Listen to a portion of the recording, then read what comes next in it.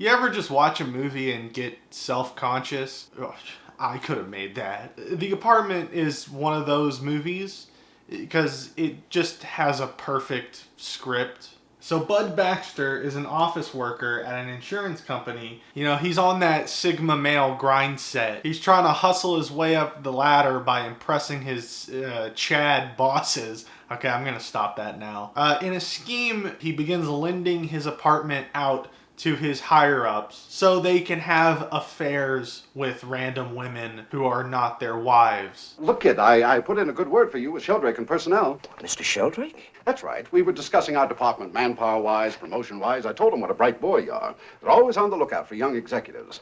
Thank you. You're on your way up, buddy boy, and you're also out of liquor. So that's the general premise, but why is the movie written so well? Well, on a micro level, the dialogue is incredible. Every character has their own distinct voice, and frankly put, they just feel alive. There are so many great lines that reveal so much about the characters, even if they're not directly talking about themselves. You know, I feel like most people assume learning about characters comes in Tinder one-on-one dialogue scenes, which it can, but it can also come across in scenes where you're just moving the plot forward. One of the best lines of dialogue in the whole movie comes in a very critical scene to the plot. The mirror, it's broken. Yes, I know. I like it that way. Makes me look the way I feel. And I'm not going to bury the lead here. It's funny. Really? You wouldn't be ashamed to be seen with somebody in a hat like this? Of course not. Maybe if I wore it a little more to one side. How's that? Is that better? Much better. Just a side note, I'm going to be spoiling the plot of this movie completely, but I am not going to spoil every joke because it would be repetitive to just play every joke and add "it's funny" after it. But I just want to let you know that, so if you end up watching this video and then by the end you're like, damn, I kind of want to watch it now, you can do that because I've not spoiled all the gags for you. On a structural level, the movie is stuffed to the brim with reincorporation, and not just any reincorporation, really smart reincorporation. So for example, the first scene establishes that his neighbor is a doctor. We see that his neighbors, because they hear the sounds of they assume that Baxter is a huge playboy, and the neighbor confides in him like, "From what I hear through the walls, you got something going for you every night." I'm sorry if it gets noisy. Sometimes there's a twilight doubleheader. A nebbish like you. Yeah, well, I'll see you, Doc. You know, Baxter, I'm doing some research at the Columbia Medical Center. I wonder if you could do us a favor. Me? When you make out your will, and the way you're going, you should.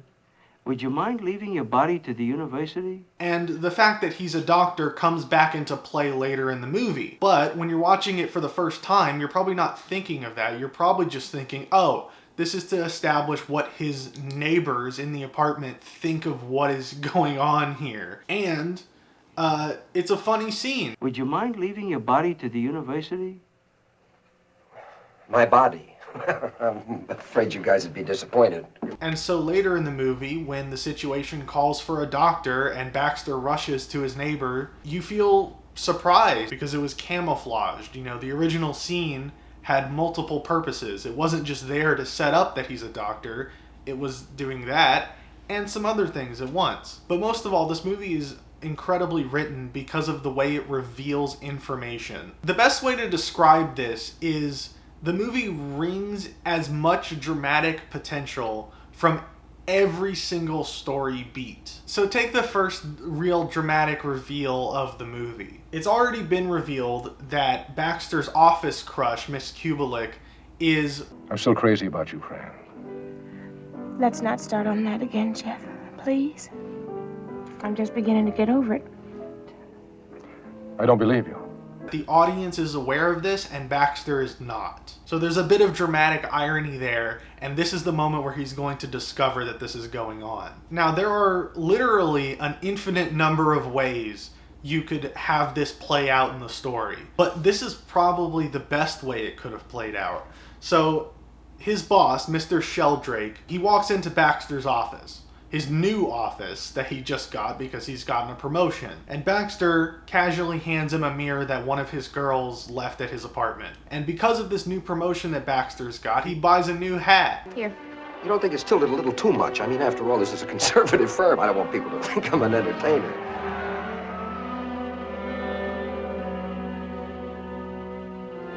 What's the matter? The mirror, it's broken. This could have just been a standard scene of a character discovering an affair. We've seen this kind of scene play out so many times in movies, which is perfectly fine. It's perfectly serviceable. It's fine. But this movie is so well written because it continually goes above and beyond to wring more dramatic potential out of this familiar idea. What I mean by wringing out every bit of drama is that this moment has so many layers of tragedy to it. He's not just learning that his office crush is seeing someone else, it's his boss. He's not just learning that his crush is seeing someone else, he's learning it in front of her. You know, it's not just that he feels distraught at this revelation, he's going from the highest high to the lowest low. He just got the new promotion that he invented this whole scheme to get. And it's not just an affair. They're not just seeing each other. They're only seeing each other because of his scheme, which makes it, in a way, his fault that this whole thing is happening. And everything I just mentioned, all of that drama, is packed and condensed into just one singular moment. I don't want people to think I'm an entertainer.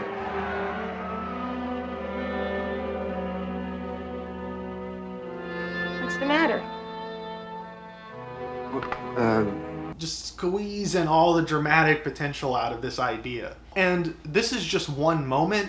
The movie is stuffed to the brim with these kind of moments. Like even the scene I mentioned earlier where the audience learns that Kubelik is seeing Sheldrake. He asks her on a date and she's like, okay, I'll go, but I need to talk to someone first. And of course it's Sheldrake. And Sheldrake convinces her to stay. He promises to leave his wife and child. What the fuck are you talking about? Mate, I can't put my weight in the roof, it's dead fun. I can't hold on to the bed. What am I meant to do with that? You fucking wank stay. That's how agitated I'm getting now. You've really fucking agitated me. He promises to leave his wife for her, and they decide to stay together. So again, it's not just a scene of Baxter getting stood up. He's getting stood up because of an affair that's only possible because of his scheme that he created, and it's not like it was intentional on Kubelik's part. So instead of being a very basic scene, it becomes a very tragic scene. I think this movie is a testament to execution being more important than the story itself. Because on paper, this is just kind of a standard love triangle rom-com. Guy likes girl, girl likes other guy. At the end, guy and girl get together. The end. But it's the execution that elevates it. You know, the storytelling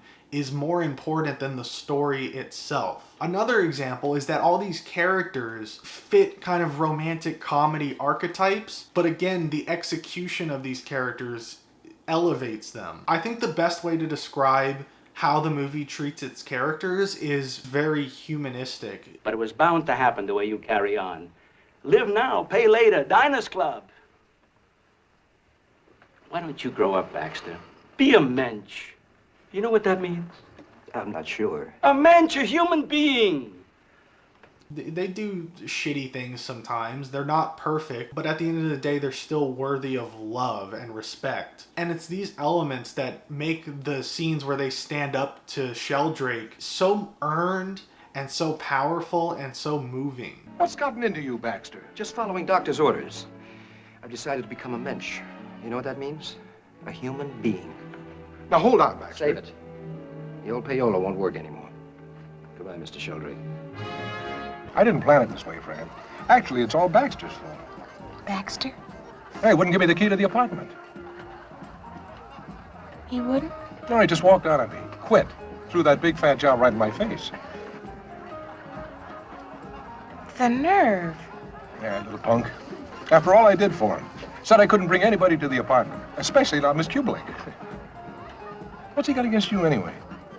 I love the movie's blend of dark comedy. It's dark, it's sad, but it's also funny. You know, you could portray this whole scenario very differently to make a very mean-spirited movie. This is not that movie. The movie is like anti-mean-spirited. There's really not an ounce of judgment coming off of this film. Okay, so I'm going to talk about the ending and why I love the ending. So Kubelik walks in and she asks to play a game of cards. So they sit down to finish a game of cards that they started earlier in the movie but never got to finish. And she basically tells him that she left Sheldrake for him. What about Mr. Sheldrake?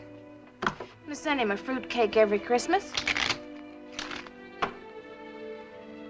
Cut. I love you, Miss Kubelik. 3. Queen. Did you hear what I said, Miss Kubelik? I absolutely adore you. Shut up and deal. It's such a perfect final line. One, it's funny, but even more so, it perfectly fits with Kubelik's character. You know, she just got out of what it was basically an abusive relationship, so I don't think she would just immediately confess her love, but also the whole movie she's kind of emotionally closed off. You know, there's a great line earlier in the movie where she seems like annoyed at herself for crying. How could I be so stupid? I think I would have learned by now. When you're in love with a married man, you shouldn't wear mascara. It perfectly fits her character to respond this way. It fits his character to like confess his love immediately. It's a beautiful moment. They don't even fucking kiss in this movie, yet it's way more meaningful than like 99% of like forced love stories in movies. I realize it may seem strange if you haven't seen the movie to say that a movie like this that touches on serious subjects like this movie does is heartwarming, but it really is. I think what makes this happy ending work and feel earned is the sadness that preceded it. And I think this movie's so heartwarming because it shows that even in the worst situations, there can still be levity, there can still be joy found, even briefly. You can find happiness. And that's why it's one of my favorite movies, and that's why I think it has a perfect script. So yeah, I guess I'll see you next time. If you like this video, like and subscribe for more videos like this. I hate doing YouTuber outros.